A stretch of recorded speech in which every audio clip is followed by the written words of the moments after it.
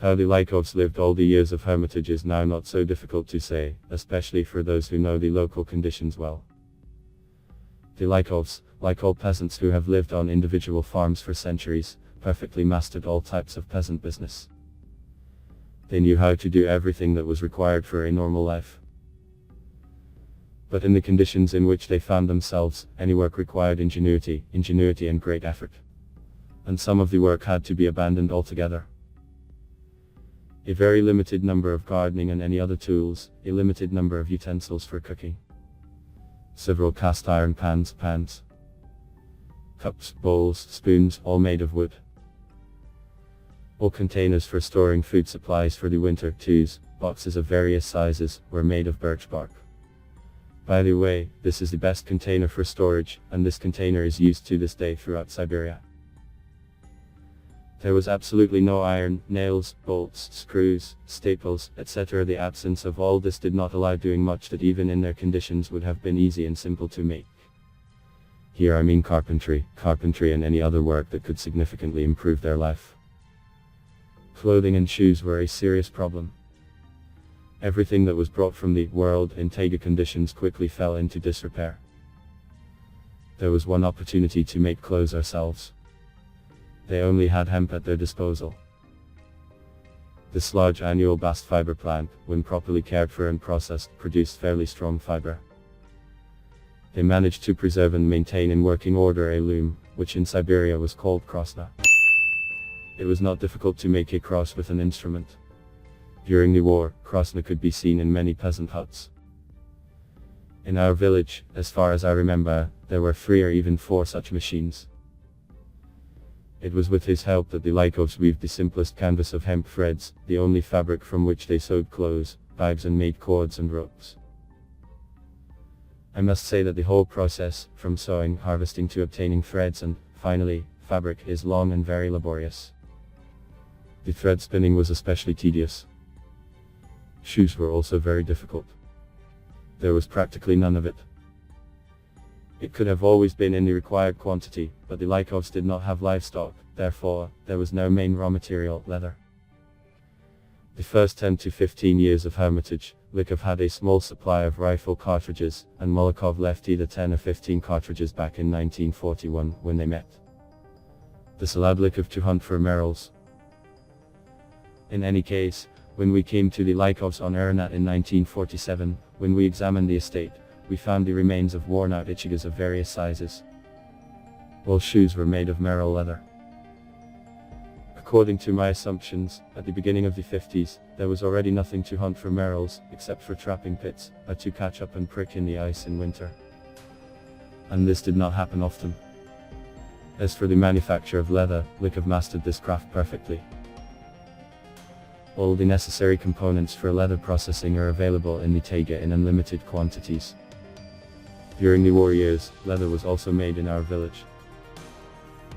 Kazanin and Brylyakov, whom I have repeatedly mentioned, were especially great masters.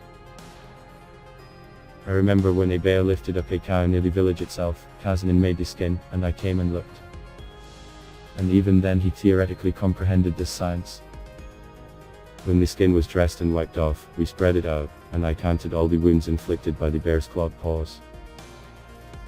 And Parfenty Filomonovich, pointing his finger at the slots, told me, in sequential order, how the bear beat and tore the cow with its claws until it knocked it down. But the main thing is nutrition. The Lykovs had 2 sources of food at their disposal, a vegetable garden where potatoes, turnips, onions, peas, a little rye were grown, and another source, taiga. The main attention was paid to the garden, and thanks to the timely planting, weeding, hilling, it was a reliable support for the family. The trouble is that the Lykovs lived too high in the mountains.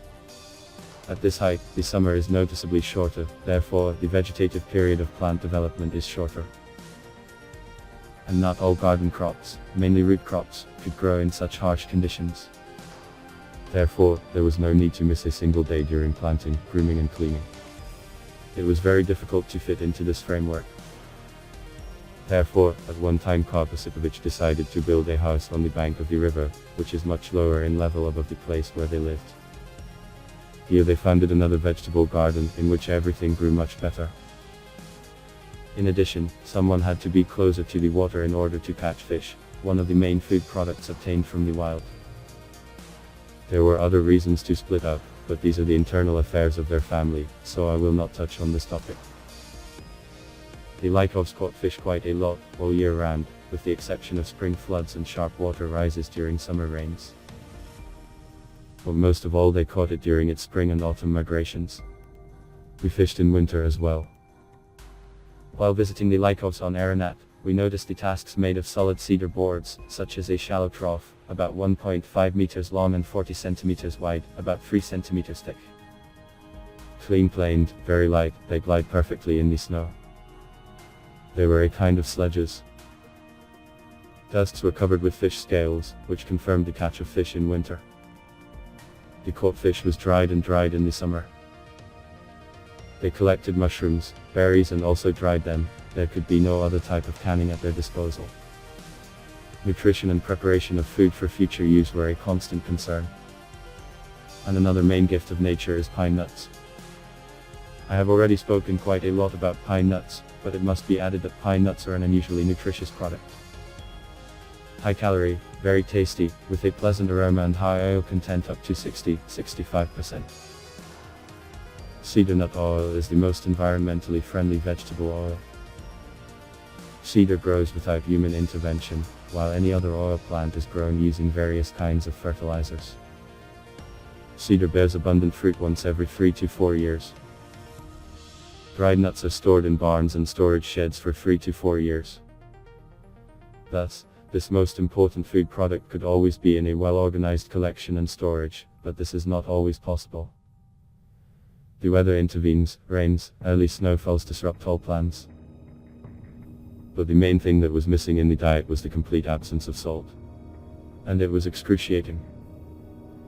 Taking a step back, I would like to tell you that once, while working on an expedition in the western Sayan mountains, Molokov and I accidentally stumbled upon a small barn on one of the Tega lakes. It stood about 150 meters from the shore, overgrown with young trees all around. When we entered the barn, I noticed that on the floor near the wall there were 3 or 4, I don't remember now, logs about 1.5 meters long, about 50 centimeters in diameter. This surprised me, and I asked Molokov why they had brought these bricks. Molokov smiled and said, "Look in the right way, these are decks." Such decks were made simply. A slab was chopped off at the log, with the help of an adze, the middle was hollowed out in it with walls within 5 centimeters, depending on the purpose. Then the slab was put in place, and the deck looked like a log again. I went over and lifted the croaker, and we saw that they were all filled with rock salt. From the place of residence of the Lykovs, if you count in a straight line, to this lake about 60 kilometers. Did Lykov know about this? If he knew, he could use it, and for some time they would not be in poverty. In almost all their affairs, the Lykovs experienced difficulties and hardships, and if they got used to a lot, somehow adapted, then it was very difficult to get used to the lack of salt. True, a reservation must be made here. Only the elder Lykovs had to get used to hardships and difficulties. They were born and raised in the normal conditions of peasant life. They ate and dressed, like all peasants of average prosperity. They knew what bread, cereals, various vegetables, livestock, which gave milk, meat, skins, wool, poultry, etc. were at hand. Any family had all the necessary tools and equipment at hand. And here there was none of this. This was precisely the tragedy for adults. It was painful and difficult for them. It was something for them to get out of the habit and to get used to. All 4 of their children, 2 sons and 2 daughters, with the exception of the eldest Savin, not only did not know anything of this, but also did not represent much, and Savin could remember and know little too. Therefore, they had nothing to get out of the habit. And what they lived by was taken for granted, they knew nothing else. In this environment they were born and raised. And if any questions arose based on the stories of the parents, the head of the family would say, "We cannot do this," and it was introduced into everyday life as a law, as a commandment. Under the ban, the Lykovs also had a bath. I am personally surprised why Lykov refused to wash in the bath and deprived the whole family of it. Since ancient times, you will not find in any scriptures that washing and taking a steam bath is a sin. The elders Lykovs perfectly knew and understood the extraordinary benefits of washing, and especially the boys, and they used the bath before leaving for the deserts, like all Russian people. And they steamed with birch brooms. Birch has been a constant companion of man since ancient times. It is a versatile medicinal tree plant. We all know that for the treatment of various ailments they take from birch, buds, bark, leaves, growths on the trunk, the so-called chaga, and excellent birch sap. The Lykovs knew this very well, and they used all of this when there was a need, but for some reason the bathhouse with birch brooms did not come to the court. The Russian bath was and remains one of the most useful. The bath heals and, as they said half jokingly, half seriously, wash away sins. People of my age, who lived in Siberian villages, know and remember well that until the end of the 40s there were still baths in black. In such baths, stoves were without pipes, so-called heaters. Those who did not have metal containers, they heated water in wooden tubs, throwing hot stones into it before washing, and the water immediately boiled. Everything else is the same as in all country baths, a wide bench and a traditional shelf on which they steamed. So to build such a bathhouse, even in such conditions, in which the Lykovs found themselves, would not be difficult. No hardware required. Perhaps the circumstance played a big role here that it took time to heat the bathhouse, and one could easily find oneself in large clouds of smoke. I remember, when we were looking for the Lykovs, we watched for a long time to see if there was smoke going anywhere. Malikov then said that the Lykovs were stoking the stove in the hut for sure at night. The first 10 to 15 years they were especially hidden, and perhaps, for this reason, the absence of a bath gradually became normal. In fact, in all Old Believer families, wherever they lived, there was no such indiscriminate prohibition on almost everything related to the world. The Old Believers used almost everything that was done by human hands. They, like all peasants, freely sold their agricultural products and bought clothes and equipment for the needs of the family. True, this does not mean that nothing was prohibited. There were many things under the ban. First of all, smoking was forbidden, it was a great sin. The Old Believers explained this wise prohibition simply: the teeth rot and fall out of the tobacco, the soul goes out of the mouth, the insides rot, and they die before living a century. And so it is. Here is a short, but capacious description of one of the main evils that a person voluntarily uses to harm himself, without thinking about the consequences. Before the split, Russians did not smoke at all. Under the ban was the use of alcoholic beverages, or, as they said, bazaar wine. They consumed only honey beer, mead, and only on holidays and special occasions. This is the oldest Russian drink. They were very careful with the dishes, did not give them to anyone, they used them only with their families. We never shook hands with anyone, but in fairness, it should be said that even before the split they acted correctly in this regard.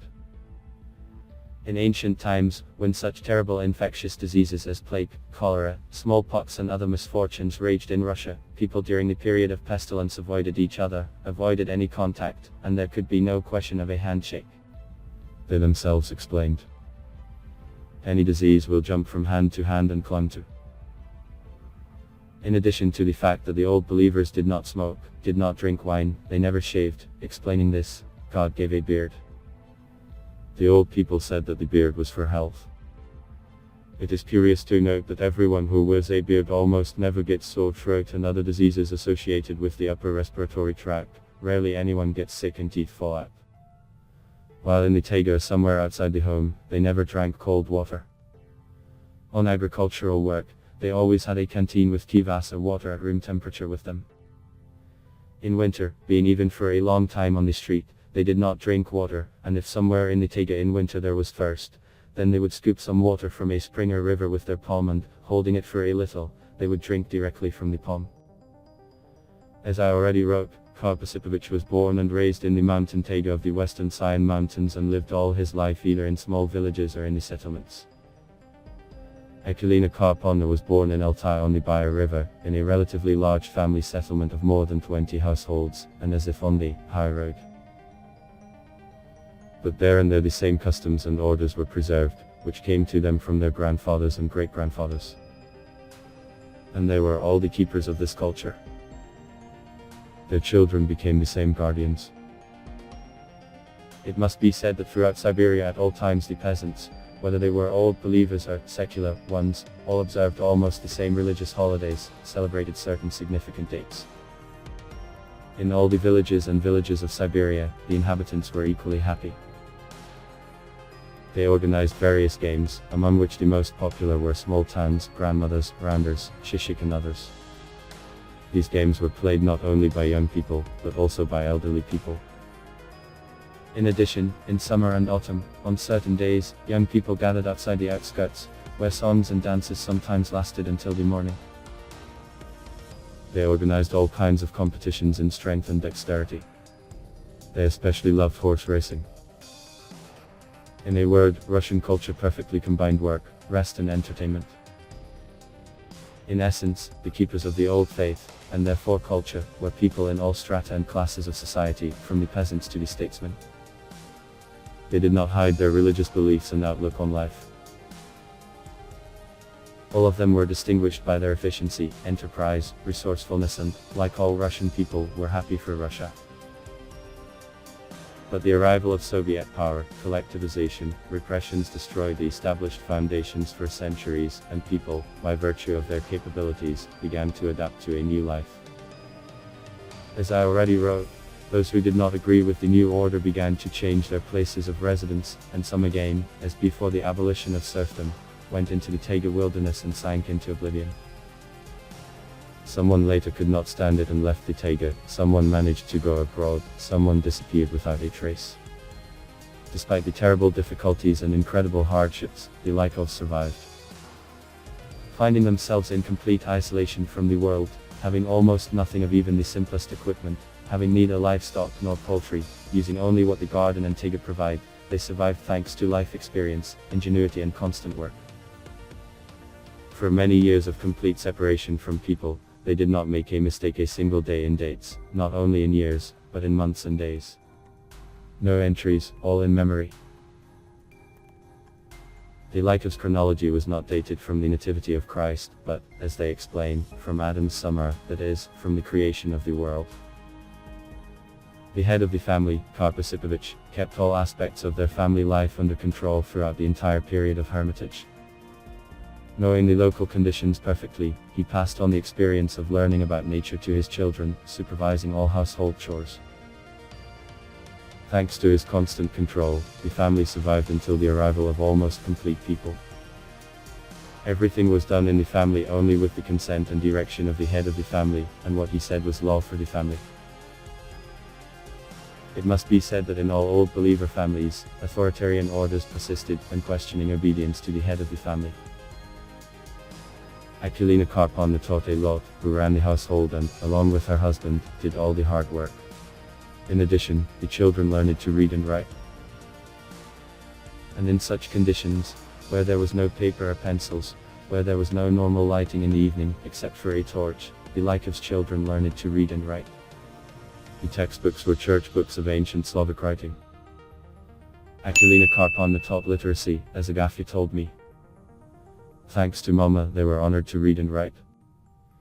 Please share this video on your social networks, using the buttons under the video and subscribe to the channel. I ask you to go and watch other videos about Agafya Lykova, which you can see now on the screen in the end screensavers. There are a lot of rare and interesting facts about the Hermit. Thank you all for watching.